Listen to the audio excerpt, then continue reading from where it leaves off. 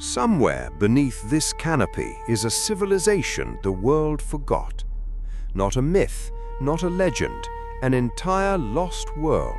Cities, palaces, and pyramids swallowed whole by 2 million square miles of green. For 100 years, archaeologists could only guess what was down there.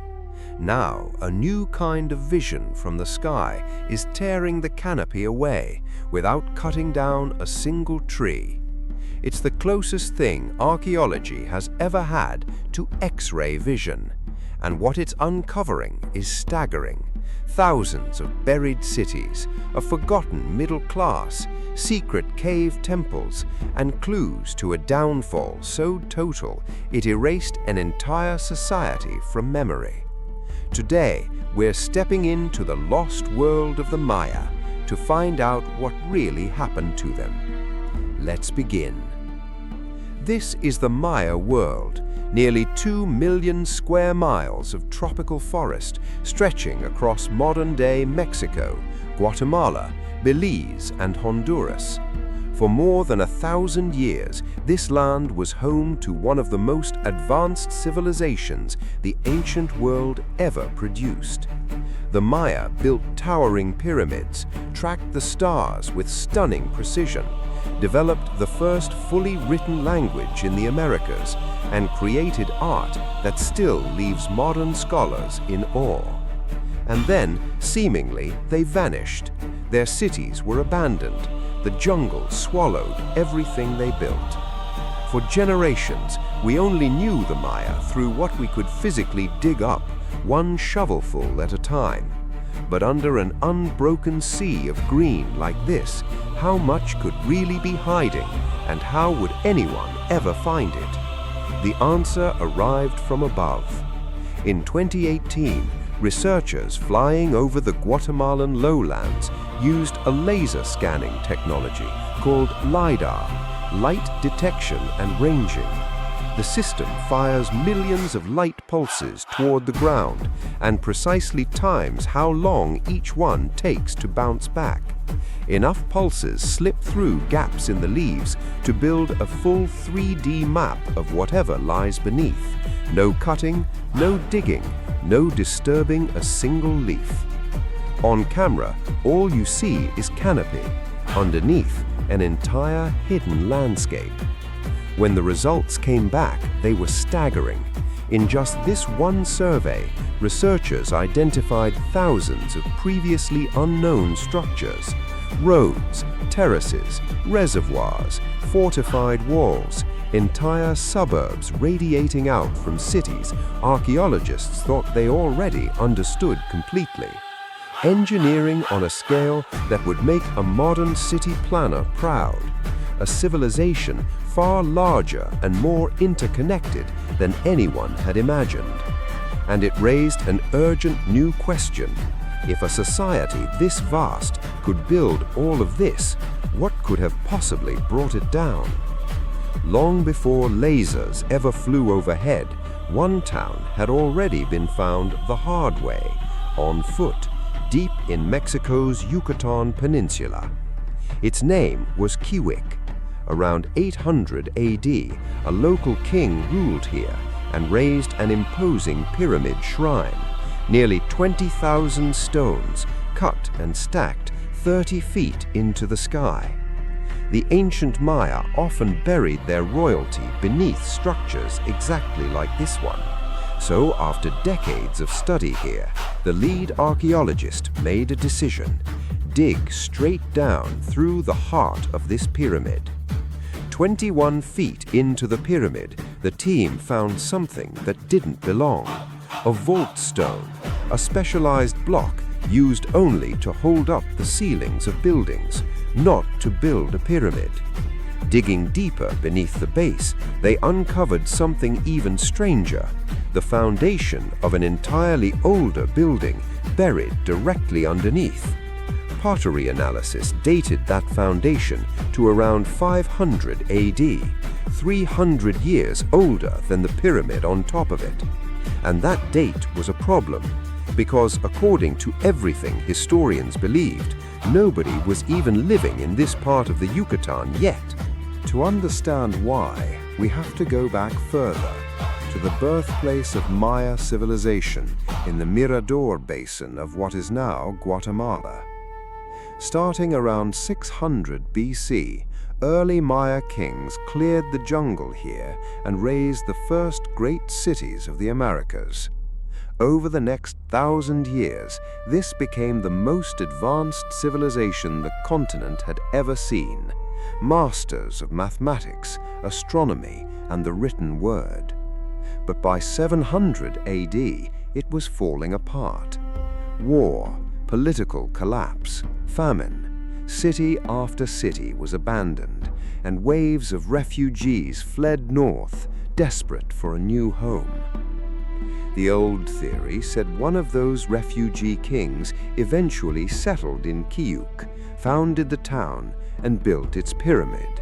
Except the numbers don't add up.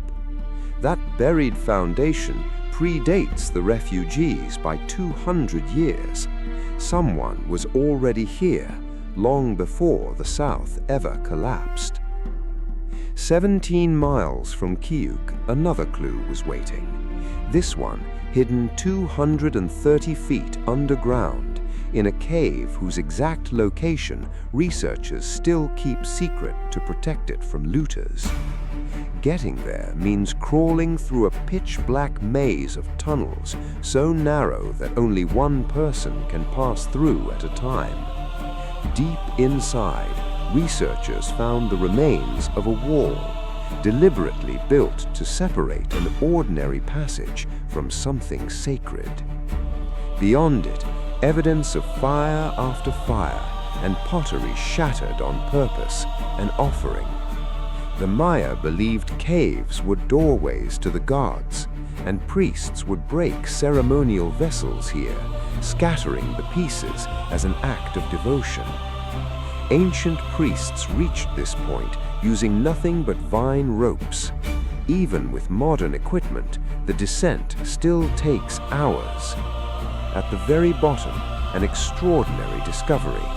Ancient paintings covering the walls of a burial chamber, including a jaguar figure that uses the cave's own natural curves to become three-dimensional. This isn't a living animal. It's gaunt, marked with what researchers believe represents illness, a creature of the underworld, painted at the edge of the world of the dead. And stylistically, it's unlike anything from the South. Analysis of the artwork and the offerings around it dates these paintings to roughly 100 BC, among the oldest Maya paintings ever found in Mexico. 800 years before any refugee from the South ever set foot here. Someone was worshipping in these caves at the very dawn of Maya civilization itself. The proof kept piling up. Just outside a modern Yucatan town, road construction crews began unearthing ancient sites completely by accident. So far, nearly 200 previously unknown Maya towns have turned up in this single region, and the count keeps climbing.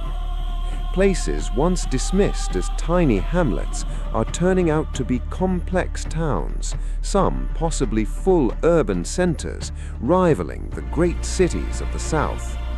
For decades, people walked right past these ruins without ever realizing what they were standing on. It's forcing a complete rewrite of the history books. Guatemala can no longer claim to be the sole birthplace of Maya civilization. There may have been multiple cradles, growing up at the same time, worlds apart. Back at Kiuic, the excavation team kept digging and kept finding pieces that didn't fit the old story. Workers nearly discarded a broken chunk of stone before noticing it was carved, part of a sculpted face once fitted into an elaborate headdress worn by a Maya lord.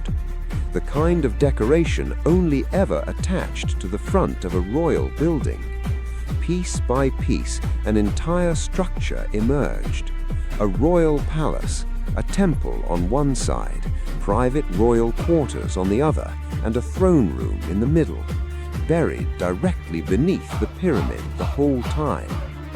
To the Maya, stacking new construction directly on top of an old, powerful place wasn't an accident. It was a statement. A later king was building his legitimacy literally on top of his ancestors' power, which meant the king who built that pyramid wasn't a refugee from the south at all. He came from a royal bloodline that had ruled here long before anyone from the south ever arrived.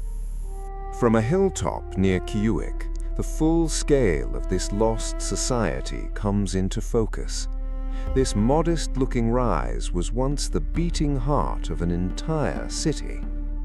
LiDAR scanning revealed something the archaeologists never expected: a sprawling hilltop estate connected by an enormous staircase, far grander than anyone had assumed existed here. Every morning, the excavation team makes the same climb the ancient Maya once made, up toward what's now nicknamed Stairway to Heaven. At the top, the remains of a lavish 9-room hilltop mansion, a 9th century estate built for someone rich enough and bold enough to want the whole valley beneath their feet. Beneath the floor of one residence, researchers uncovered a deliberate offering, a ceramic bowl and plate placed upside down at the moment the house was built. Tucked beside it, tiny, badly decomposed bones. As more stones were removed, the picture became clear: a full secondary burial.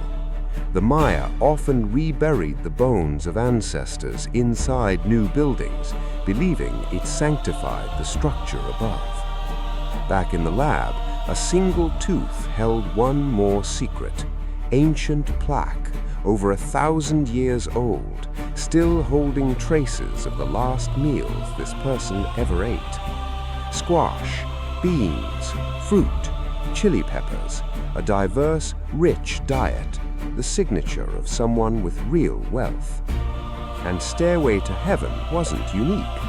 Surveys revealed dozens of similar estates scattered across the surrounding hills.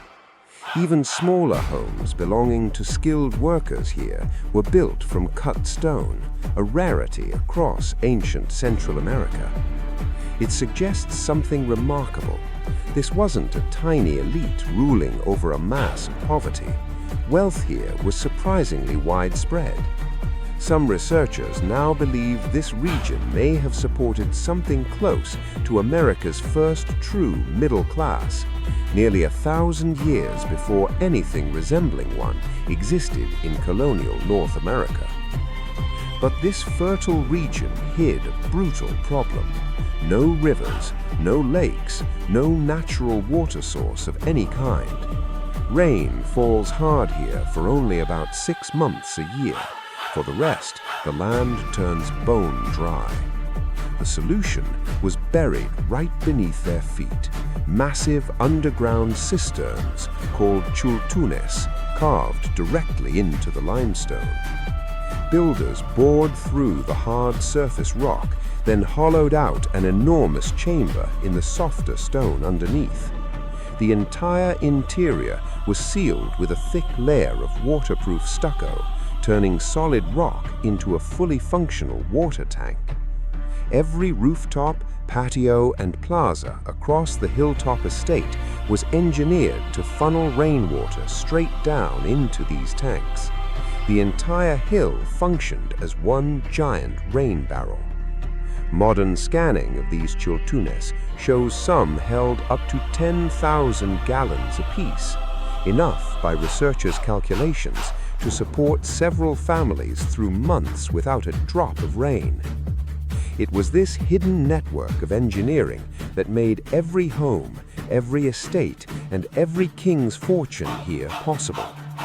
By 800 AD, Kiuic's royal family was thriving, The king built an entirely new palace, 15 major buildings, 2 ceremonial plazas, walls once covered in painted murals and hanging tapestries, luxury by any measure of the 9th century. 20 miles away stood the region's political capital, where local kings, including Kiuics, would travel to pay tribute and conduct diplomacy. And on these buildings, researchers noticed something new appearing in the 800s, an unmistakable feathered serpent carved again and again across the stonework. This was the emerging cult of Quetzalcoatl, the feathered serpent, less a religion, more a political ideology sweeping through the region's ruling class. Joining it wasn't simple. Local kings underwent grueling initiation rites, days of isolation, and painful rituals of self-sacrifice believed to transform the initiate into something greater. One carving captures the idea directly, a small figure passing through the serpent's body, emerging transformed on the other side. As more kings embraced this new ideology, it created a dangerous split between rulers loyal to tradition and rulers chasing this new source of political power. Back at Kalmkul's grand new palace, archaeologists found something that didn't make sense. A large, awkward pile of rubble sitting in the middle of an otherwise elegant building.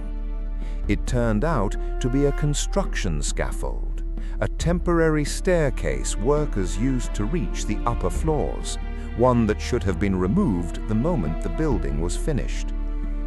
Elsewhere in the same palace, cut stones for a second-story wall were laid out ready by the masons and simply never assembled.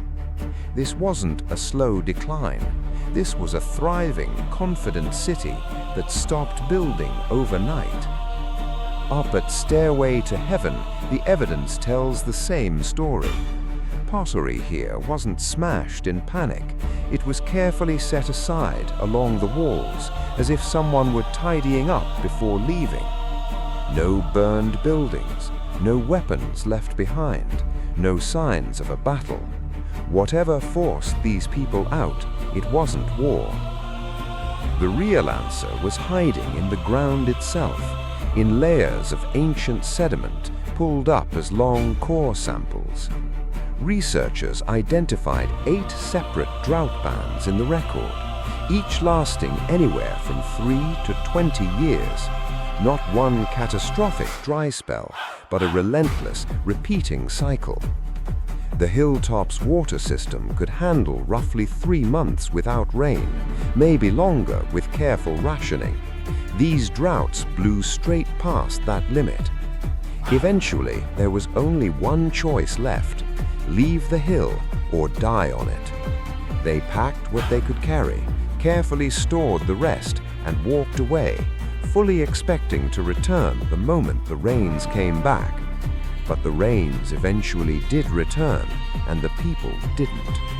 Researchers believe the political chaos stirred up by the feathered serpent cult had already fractured leadership across the region. With rival factions competing for power instead of cooperating, there may simply have been no government left capable of organizing everyone's return. Within a single century, the great towns and cities of the north fell silent, just as the south had fallen a century before them. The jungle moved back in, and it never left. A hidden pyramid built over a forgotten palace, a sacred cave painted centuries before anyone thought Maya civilization had even begun, a hilltop mansion, a hidden middle class, and an engineering marvel built entirely to outsmart drought. For 1,000 years, the jungle kept this world's secrets. Now, for the first time, laser light from the sky is finally letting us see what was hiding in plain sight all along. And every new scan raises the same question all over again.